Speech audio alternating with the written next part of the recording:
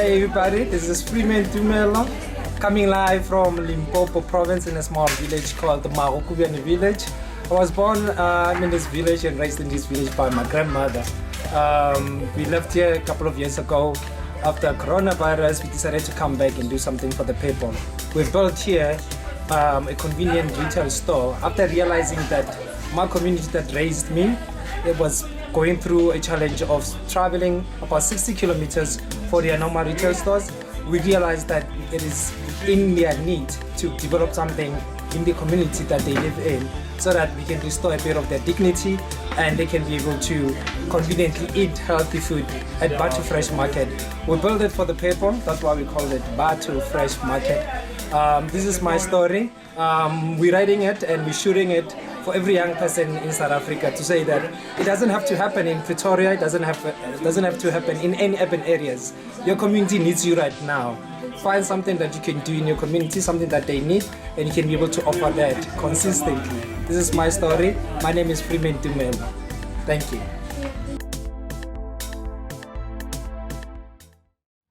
Ladies and gentlemen, coming to you live from my home village of Limpopo, Mahokubiani village. I was raised in this village. I walked barefoot in this village. We walked to the mountains. We gathered woods. We did all sorts of crazy stuff in this village. I got a privilege of traveling to the city and staying there with my mother in Atteridgeville. And we did well. We traveled. We went overseas and we graduated. But something dawned in me during 2020 lockdowns and coronavirus, the pandemic, that I felt like I owed something to my people that I grew up in the village, and I felt like they needed to hear my service, they needed to feel my service, because this village, telling you a bit of the story, is that there's just one of those unity that you could never see anywhere in the world. Like my grandmother, we were like almost about 30 of us in a family, raised by a single grandmother. She will walk out with the scarftin, the small scarftin, and then she will come back. Within 2 minutes or 10 minutes, she will come back with the mates and she will feed us for that night. So having experienced that and having traveled the world and got the opportunity to, impact lives, I thought about stopping there for a while with my careers and just come back here and just put something for the people.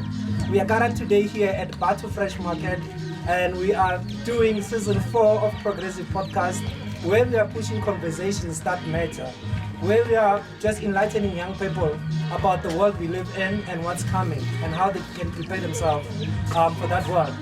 But today, moving right along, it's given me a special honor to introduce one of the young people who's doing exactly that. Her name is Marcia Ramodike. She's a publisher owner. She's one of the amazing women who's helping young people write and publish books. We're gathered today to hear her story for the season 4, episode number 1, and we are here to introduce her. Hi Marcia, welcome to the show. Hi, how are you? I'm okay. They say they're worried about the voice, so you're gonna have to speak a little bit loud. Yeah. Please tell us a little bit about your work.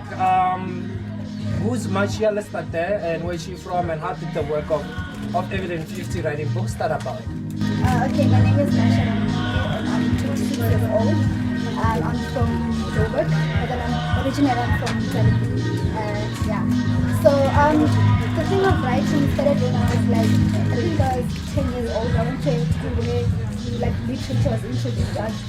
You had to choose between doing literature or sports, and I was horrible with sports. Yeah. I used to become sick when I was running. Soccer.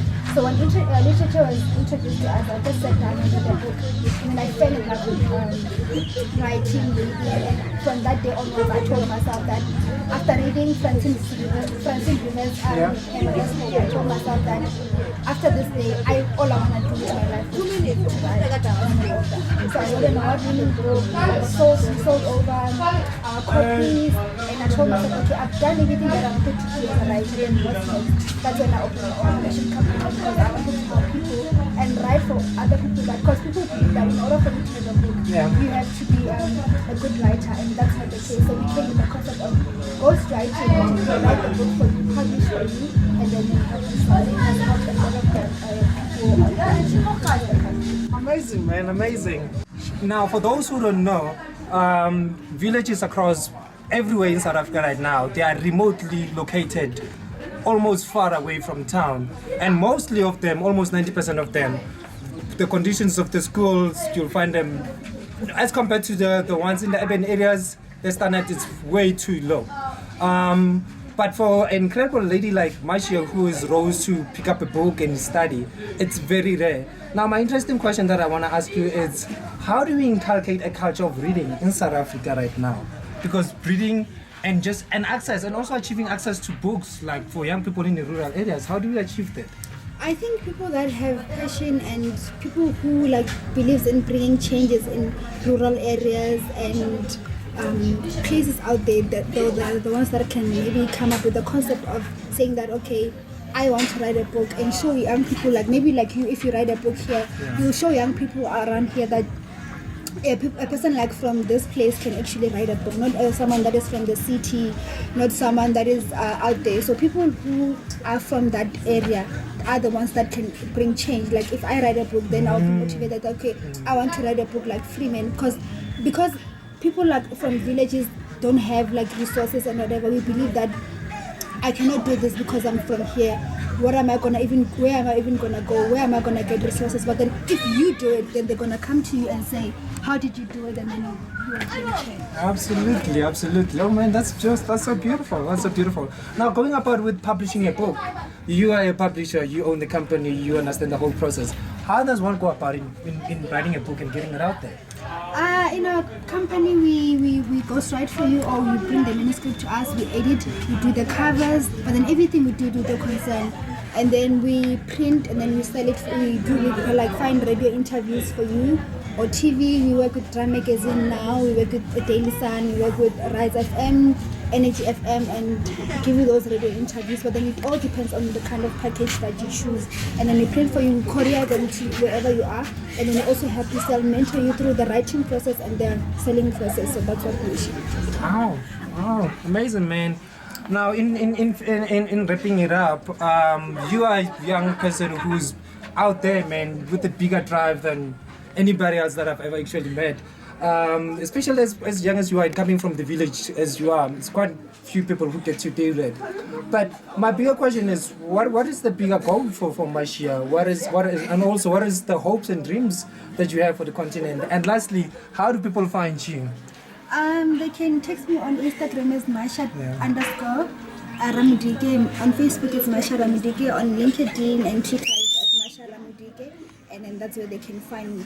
I can't say that I have a bigger goal because my mind always changes all the time. I can be a publisher today and tomorrow I can decide that I want to do something else because I like exploring, I like trying new things, I like moving around. That's why I like left Joburg to come here and do this thing, because I like doing like new things. So I can't just say that I want a constant thing in my life. All I want to do is to explore all the things that I've done. Maybe in my 40s I'll be like, okay, this is what I want to do. But then for now, I cannot say. Oh man, what an adventurous soul. What an adventurous soul. Wish you all the best. We are so proud of the work that you do. It's from me, guys, Freeman Tumelo. Thank you for watching this one again. I'm so late. DJ's Boo has been on the run with challenge for 365 podcasts, posting videos like that. We're inspired, bro. Keep going. Ignore everything else. I know what's been going on recently, but welcome to the show, guys. We're gonna keep it moving from now on. Apologies again. Plus, that's it. Keep it moving and stay focused all the time. Thank you.